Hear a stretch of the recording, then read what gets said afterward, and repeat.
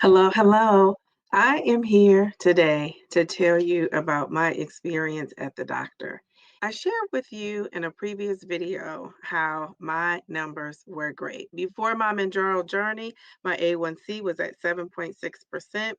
Currently, it is at 5.9%. So that was great news. And my blood pressure was high, and now it is controlled. My latest blood pressure reading was a 108 over 70. So that part of my blood work was great. The problem with some of my blood work is my cholesterol level was at a 197. Now, technically, that is not considered high cholesterol, but it's getting up there. But my bad cholesterol was bad. Let's talk about it. In this video, I will share what cholesterol is, understanding your cholesterol numbers, understanding your LDL, your HDL, and your triglycerides. Then I will share my cholesterol, what my numbers look like. I will share how to lower your LDL cholesterol, which, as you know, that's considered the bad cholesterol. I will share what foods to avoid, what foods to enjoy, and my plan for reducing my LDL, which is the bad cholesterol. So stick around because this video is not just for me, it's for you also. It's for you, your family, and your friends. Now, why is this important? Why is lowering your cholesterol important? Well, I'm going to share with you why this video is so important. In the US, about 805,000 Americans have a heart attack every single year. That's one every 40 seconds. That's staggering. One in five heart attacks are silent, meaning the person isn't always aware that they had one. Around one in four deaths in the US is due to heart disease, making it the leading cause of death. And that's just in the US. Worldwide, 7.9 million 17.9. people die from cardiovascular disease each year. 85% of those deaths are due to heart attacks and strokes. So, who's at risk? This is why I thought this video was so important. It's not just important to share what happened with my results, but it's also important for you to share with other people so we can reduce or eliminate their risk. So, who's at risk? People with high cholesterol, people with high blood pressure, diabetes, obesity, smoking habits, or a sedentary lifestyle. These are the people that are at risk. And in our GLP-1 community, on any weight loss journey, we know that all those risk factors are attributed to us. A lot of us have high cholesterol, high blood pressure, diabetes, obesity, and we're not moving. So we are definitely at a higher risk. So let me just share with you what cholesterol is. Cholesterol is a fatty, waxy substance that is created by your liver. It's essential for bodily functions, and high levels of cholesterol may increase your risk of developing certain health conditions, and that we want to avoid. Let's understand your numbers. If you are 19 or younger, you should aim to have a total cholesterol of or less. As an adult, you should aim for 200 or less. If you are an adult and you are watching this, your total cholesterol count should not be over 200. So that's going to be important as we go through the video. A normal cholesterol, a total cholesterol is less than 200. If you're borderline high, your cholesterol level is between 200 and 239. If your cholesterol is high, your total level is 240 or greater. So remember those numbers. Now, understanding your cholesterol numbers. So the total cholesterol is made up of your LDL, your low density lipoprotein. That's considered the bad cholesterol, and it contributes to plaque being built up in your arteries. And that's the cholesterol we want to avoid. Your HDL is your high density lipoprotein, and that's considered the good cholesterol. And that helps remove your LDL from the bloodstream. So it gets out that bad cholesterol. And then finally, we have our triglycerides. That's a type of fat that when high, it increases your heart disease risk. So those are three important numbers that you look at in addition to your total cholesterol. So there's a formula used to calculate your total cholesterol, and here it is. So when you go to the doctor, I want you to make sure that you understand what these numbers mean and how your total cholesterol is getting calculated. So here is my cholesterol. My total cholesterol is a 197. So you remember what I said. I told you that your cholesterol as an adult, your cholesterol, you want that to be under 200. So as you can see, I am very close. I am very close. And last year, When I went to the doctor before I started Mounjaro, my total cholesterol was 188. So it has elevated. It has gone up. So my LDL, which is the bad cholesterol, that should be under 100. You can see mine is at 123. And to be considered moderately elevated, your LDL would be between a 130 and a 159. I'm not up that high yet, but I'm close. I am close. Your good cholesterol, which is the HDL, should be at 60. And you can see I'm right at 60. I am right at 60. And last year, before I started taking Mounjaro, I was at a 61.3. My triglycerides are at 57. They say ideal is to be under 100. And you might be asking, what are your triglycerides? Triglycerides are a type of fat found in your blood. So again, ideal is under 100. If you are enjoying this video so far, subscribe to my channel if you're not subscribed and join me on my journey. So you might be thinking to yourself, okay, downsizing diva, oh, your total cholesterol is 197. That's not that bad because it's under 200. I would like it to be lower than that because it's too close to that 200. I feel like it's too close for comfort. But my bad cholesterol, I do not want that to be high. And so you might be asking, if your total cholesterol is under 200, why is your LDL, the bad cholesterol, why is that elevated? And that was a question I had. So let's talk about it. Reasons why my LDL might be high while my total cholesterol is normal is because my low HDL cholesterol, my good cholesterol, is low. And it lowers the total cholesterol number, even if the LDL is high. So low HDL, which is your good cholesterol, can be caused by a lack of exercise. It can be caused by smoking. It could be caused by a diet low in healthy fats, fats that come from nuts, olive oil, and fish. And I must admit, I haven't been eating things with a lot of nuts, olive oil, and fatty fish. That's something I could work on. I could definitely step that up a notch for sure. Another cause could be low triglycerides. Since triglycerides are a part of the total cholesterol equation, low triglycerides can balance out the higher LDL, keeping a total cholesterol of under 200. So I hope you can see the pattern here. The high and the lows and the triglycerides, they kind of balance each other out in that total number in your total cholesterol count.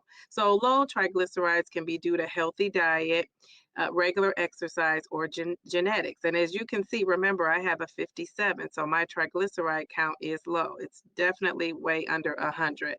So the third reason could be borderline LDL elevation. So your LDL might be slightly elevated, which means above 100, but not high enough to push that total cholesterol above 200. Another reason might be my genetics. Genetics, some people have genetically high LDLs while still having a normal total cholesterol due to low triglycerides or high HDL. So I would say that the low triglycerides apply to me, but I don't really have a high HDL. So number 5 is, of course, we always have to bring this into play, the dietary habits. Eating a lot of saturated fats like red meat, dairy, processed foods can raise your LDL, even if your cholesterol remains within the normal range. And then, of course, number 6 is hormonal changes in medication, menopause, thyroid issues. Some medications like steroids or diuretics can raise your LDL. So let me first address the dietary habits. One of the things I have shared is I don't eat red meat at all. I don't eat pork. I eat turkey, chicken, and fish. And if I had to pick one that I eat the most, it's probably chicken and then turkey, and fish is at the very end. And really, the fish I eat the most is salmon, but I don't eat a whole lot of that. And I only buy the wild caught salmon. So I had to ask myself, what in my diet is, causing that LDL to raise? And then of course, we know I'm perimenopausal, and the only medication that I'm taking besides supplements is Mounjaro. I don't really think it's the medication. My hormones could be a causing factor just because I'm going through that change of life. But I always say knowledge is power. I wanted to learn what it was and learn what to do about it. So those are some of the reasons why I could have a total cholesterol under 200, but I could have an LDL, which is your bad cholesterol, on the higher side. And mine is 123. Remember, it should be under 100. Should I be concerned? Should I be concerned? My research tells me if your LDL, your bad cholesterol, is above 100, it's worth taking action, especially if you have other heart risk factors like high blood pressure, diabetes, or a family history of heart disease.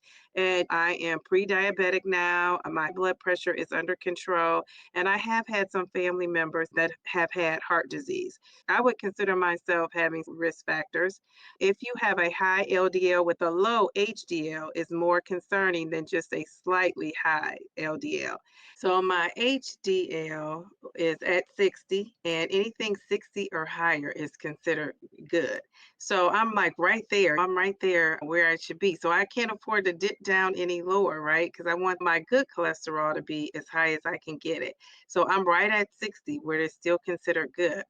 During my research, it said to ask your doctor for a lipid panel with particle size testing. Smaller, dense LDL particles are riskier than the larger ones. So, if you want to see how large your particles are, you could get that lipid panel test. I plan to talk to my doctor soon and let her know what my plan of attack is and to see what hers is so we can lower that LDL, the bad cholesterol. So, what can you do to lower your LDL? LDL, remember, is your bad cholesterol. First of all, how can we increase our good cholesterol? We can exercise, we can eat more healthy fats, avocado, nuts, fatty fish, and avoid smoking. And I'm not a smoker, so that's a plus. We can also lower our LDL, which is the bad cholesterol. We can eat more fiber, which is oats, beans, veggies. We can reduce saturated fat and consider plant sterols. Now, we could also check for other health issues just to rule things out. So, thyroid dysfunction, insulin resistance, they also can contribute to having a high LDL. I do know that I do not have a thyroid dysfunction, so I can rule that out. So, what are some top sources of cholesterol? So, in other words, what contains a lot of cholesterol, what we would consider a lot of cholesterol? The number one is organ meats like liver, kidneys, and brain. And I will say I do not eat any of those. Egg yolks. So, one large egg has 186 milligrams of cholesterol, and it's mostly found in the yolk. And so that's why people turn to egg whites. I will admit, I do not prefer egg whites. I will eat them, but now that I see they have no cholesterol, I'm going to be embracing those egg whites. And so I'm not an egg white fan. Sometimes I will eat egg white if I have multiple eggs. Let's say if I have scrambled eggs and I'm having two or three, I'll take out the yolk out of two of them and just have it in the one. But I need to stop that. Number three is shellfish, shrimp, which I love, lobster and crab, which I don't eat. So I don't eat lobster, I don't eat crab. Red meat is another one. I do not eat red meat at all. So no beef, pork, or lamb for me. And then processed meat, sausages, hot dogs, and bacon. I eat sausages and bacon from time to time. I definitely don't eat hot dogs anymore. I used to years and years ago. I probably haven't eaten beef or pork in the last 15 years, maybe. So it's been a while. Dairy products and full fat dairy products. And this is probably where I have seen an increase since I've been taking Manjaro. Now I'm eating butter, I'm eating cheese, and I'm drinking Fairlife milk or almond milk. So I'm really not drinking a whole milk, but I have embraced dairy. And I think that's one of the reasons why my cholesterol has gone up because I started to eat more protein in the last year or two. Increasing that protein for me also meant increasing my animal fat. So dairy products is one of those things that have been on the list. And I'm not a big cheese fan, I'm not a big milk fan, but I will say I have embraced it a lot more, trying to get that protein in. And I know there are other ways to get it in. I'm just letting you know what I have done. And then, of course, fried foods and fast foods. So, fried chicken, burgers, and fries all can be high in cholesterol due to the use of animal fats and oils. And so, if I have a weakness at all, it's French fries. I love a good French fry. And I do treat myself at times on the weekends on Sunday. And I need to cut that out. I need to cut that out as well. Do you need to avoid high cholesterol foods? Well, the latest research shows that dietary cholesterol does not impact blood cholesterol as much as saturated and trans fats. So those saturated and trans fats are key. And where are we getting saturated and trans fats from? Your dairy and your processed meats, which are all animal products, I may add. And so nothing against animal products. I'm just letting you know that's where that saturated and trans fat is coming from. And also oils are another place they come from as well. So instead of focusing only on the cholesterol numbers, it's more important to limit unhealthy fats, which are your saturated and trans fats, and eat more fiber to lower your LDL cholesterol. So that is my goal. That is my goal. It's going to be to get more fiber in. You might be asking, what are plant sterols? Because remember, I just talked about that. Well, plant sterols are a natural compound found in plants that help lower your LDL, which is your bad cholesterol, by blocking its absorption in the intestines.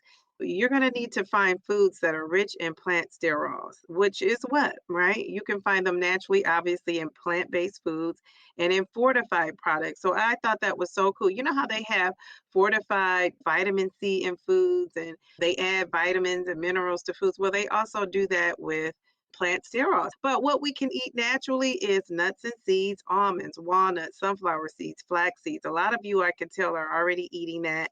Vegetable oils, they did name a couple of vegetable oils, but we're going with the olive oil. Olive oil is a great option for a vegetable oil. Fruits and vegetables, broccoli, Brussels sprouts, and oranges. Whole grains, oats, wheat germ, and brown rice, and legumes, lentils, chickpeas, and soybeans. That is what we can eat. Last but not least, I want to share with you my cholesterol reduction plan. What am I going to do? What am I going to do to lower that LDL? And at the same time, if I lower that LDL, it will lower my total cholesterol. And again, let me share with you my numbers. My cholesterol was at a 197. My LDL is at a 123. It should be under 100. My HDL, which is the good cholesterol, is at 60 and it should be at 60 or higher. I said should be higher than 60, but really 60 is fine too. But you want to be higher than 60 because 60 is right on that optimal level. So I want to be over that. And then my triglycerides, there the ideal is under 100. You can see I am at 57. For the most part, my numbers are in green, right? They look pretty good, but that LDL, that bad cholesterol, is hovering over my head out there, and I want to bring that down. Let's talk about what I can do about it, what I plan to do about it. So my reduction plan, my cholesterol reduction plan, Operation Lower My LDL, is to eat more protein, but I want to eat tuna and focus on tuna and salmon and not the turkey and chicken and all of that. I just have to let that go and focus more on the fatty fish, focus more on that salmon, the fatty fish that has those great omega 3s that's going to help with my LDL. Also, adding more beans. I do eat beans now, but I'm gonna step it up a notch. And beans, we know beans have carbs, but they also have great amounts of fiber. And so, one of the things you want to do when you're lowering your cholesterol is focus on that fiber. And of course, the whole foods, I'm going to add more whole foods. That means eating more fruits and veggies. And I'm going to tell you that's something that I can afford to do. I can afford to add more fruits and veggies to my diet. And that's my plan. That's my plan. That is what I'm going to do. So hopefully you stuck around to the end of this video so you can hear what I plan to do to reduce my cholesterol. So that is it. That is my doctor's visit. That cholesterol, that LDL was slightly higher than it should be. My total cholesterol is still under 200, but I'm right on the cusp. I'm right on the cusp of that. I told you guys in another video, and you might want to check that out. I did the calcium score. I took a calcium score so I could know if I had calcium in my arteries, which kind of correlates and it's a kind of can be a predictor if you have plaque in your arteries. And my score was 0. I did not have any. And I took that, I want to say I took that this year, I believe. So my doctor was really pleased about that. I don't have to take another test since for years from now. Once again, this has given me something to work on. We know life is life and it always does. And so I am up for the challenge. So do you have high cholesterol? Leave me a comment in the comment section and let me know. Do you know your numbers? A lot of times people don't know their cholesterol numbers. My doctor has often said to me, your cholesterol is better than mine. And so I want to keep it that way. I want to keep it that way. So I'm going to work on this.